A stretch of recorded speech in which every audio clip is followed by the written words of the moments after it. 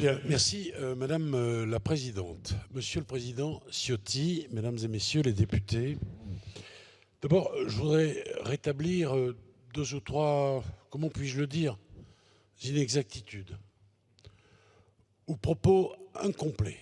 Et ensuite, naturellement, j'en viendrai à l'amendement que vous déposez. Mais je laisse, Madame la Présidente, la liberté à chacun de choisir entre l'inexactitude et le propos incomplet. D'abord, la réponse pénale n'est pas conditionnée par le nombre de places disponibles en prison.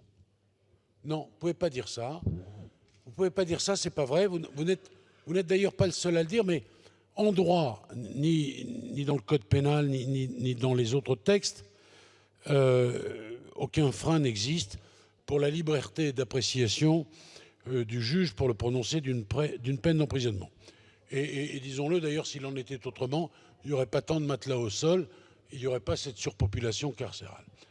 Deuxièmement, en ce qui me concerne plus directement, dans les dernières circulaires que j'ai prises, eh bien, on y lit une réponse pénale empreinte de fermeté, sans aucunement et jamais se référer à la capacité d'accueil des établissements pour peine. Circulaire du 5 juillet 2023, je ne vais pas y revenir, j'imagine que vous la connaissez presque par cœur. Bien. Et je vous fais grâce de sa lecture, mais vous ne pouvez pas dire ça, ce n'est pas vrai. J'entends ça de façon récurrente, permanente, ça n'est pas vrai.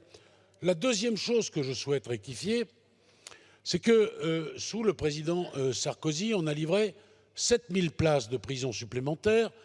Sous le président Hollande, 1380. Sous François Macron, dites-vous, sous Emmanuel Macron, pardon, à peine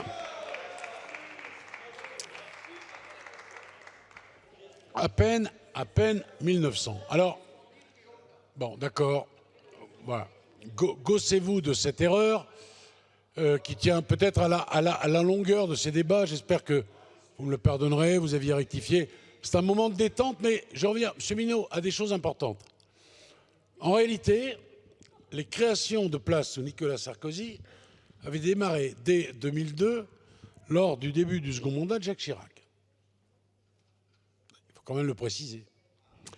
De plus, attendez, ces places de prison ont coûté une petite fortune aux contribuables. Ah ben, oui, j'entends bien. Car elles ont été financées en majorité en partenariat public-privé, dont le coût pour l'État est d'environ 340 000 € par place, à comparer à 250 000 € sur nos chantiers actuels. Bon, enfin, je veux rappeler, calmement mais fermement, que la droite a beau jeu de demander toujours plus de places de prison, quand en même temps, la région Île-de-France, vous connaissez la suite. Bien. Alors maintenant, j'en viens, Monsieur le Président Ciotti, à votre amendement. D'abord, votre amendement au rapport annexé vise à rehausser, on va le redire, le nombre de places prévues d'ici 2027 de 15 000 à 18 000 places, soit 3 000 places supplémentaires de prison. D'abord, je veux vous indiquer, et je veux dire à tous, mais vous le savez déjà, que la phase la plus difficile lorsque l'on construit des prisons est par expérience celle de la recherche foncière et des contentieux administratifs qui en découlent. Ça prend entre 2 et 3 ans. Vous avez compris le principe? La prison, oui, mais ailleurs, dans la commune d'à côté, dans la circo d'à côté. C'est vrai pour moi, c'est vrai pour tous les gardes des Sceaux qui ont envisagé la construction de places de prison. Aussi, non mais 2 secondes. Vous êtes contre tout, donc voilà. Pas à vous que je m'adresse à cet instant. Seul Monsieur le ministre, non alors, s'il vous plaît, seul Monsieur le ministre a la parole. Monsieur Lucas, seul Monsieur le ministre a la parole, s'il vous plaît. Vous comprendrez que rajouter en 2023 3 000 places qui devraient être construites en moins de 4 ans pose, Monsieur le Président Ciotti, de vraies questions de faisabilité. Atteindre un tel objectif nécessite des études rapides et surtout, j'insiste fortement, une collaboration hautement républicaine avec les élus des territoires où les besoins sont criants. Aussi, votre amendement, en se plaçant au rapport annexé, ne met pas la charrue avant les bœufs, car il faut d'abord se mettre collectivement, et j'insiste, collectivement à la tâche avant d'engager les crédits, tant pour les nouvelles places que pour celles que nous sommes en train de construire. C'est pourquoi moi, je lance un appel solennel, républicain, afin que localement cessent les tentatives d'entrave directes ou indirectes des constructions de places de prison. J'assume la construction de places de prison pour la fermeté de la réponse pénale, mais également pour les conditions dignes et pour les conditions de travail des personnels pénitentiaires auxquels, naturellement, nous pensons tous. La cohérence, Monsieur le Président Ciotti, et vous serez d'accord avec moi, je sais que vous êtes un politique responsable, ne peut en aucune manière être facultative sur un sujet de cette ampleur. Le besoin d'autorité est réel, et ce, à tous les niveaux de la société. Et la justice, pardon de le rappeler, je veux être son défenseur, y prend naturellement sa part, et la politique pénale que je conduis est une politique pénale de fermeté, sans démagogie. Elle a aussi vocation à y répondre. Les récentes émeutes et la réponse implacable de notre justice, conformément aux circulaires pénales que j'ai prises, avec le soutien de cette majorité, le démontrent amplement. Les enjeux qui sont les nôtres sont aussi ceux de la dignité en détention, vous l'avez dit d'ailleurs, qui témoignent de la santé de notre démocratie.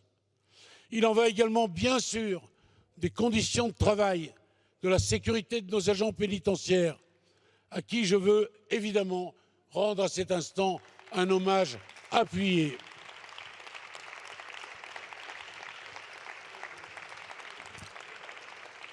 Concernant ces 3000 places, j'entends qu'il s'agisse d'un chiffrage d'appel, car le plan 15 000 doit, selon nos prévisions, pourvoir d'ici à 2027 aux besoins de la réponse pénale. Mais j'entends la demande de votre groupe, Monsieur le Président, et je suis prêt, je le dis très sincèrement, à étudier cette opportunité, à condition toutefois que de votre côté, vous puissiez aussi répondre présent et permettre l'installation de ces prisons.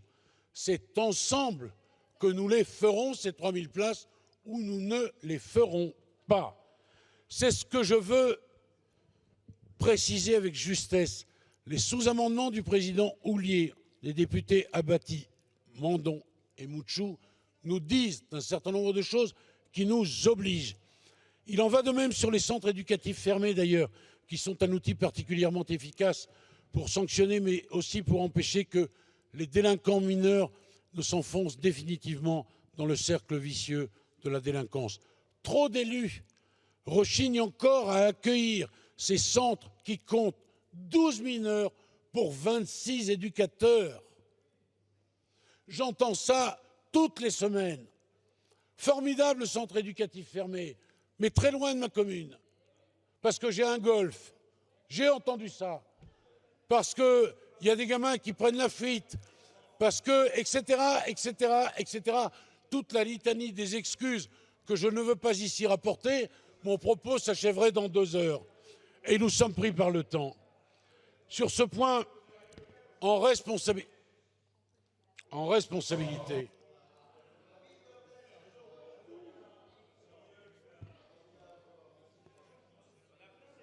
la parole. Monsieur Maillard, c'est Audiard, je me permets de le paraphraser, qui aurait pu dire « c'est fou cette manie que les filles ont de faire des phrases ». Je termine parce qu'on est sur un sujet d'importance, un projet très sérieux. En responsabilité, Monsieur le Président Ciotti, nous serions prêts à explorer sur la base des propositions de terrain la faisabilité de ces 3000 places supplémentaires. J'appelle, je l'ai dit, à cette prise de responsabilité collective, républicaine. J'émets un avis favorable à l'amendement, à condition toutefois qu'il soit sous-amendé par les sous-amendements du président Houllier, des députés Abadie, Mandon et Mouchou, auxquels je suis bien sûr favorable. Ensemble, nous pouvons régler cette question. Mais je le dis, en co-construction, je suis d'accord avec cet amendement, à la condition que les nôtres soient également entendus. Alors, Monsieur le ministre.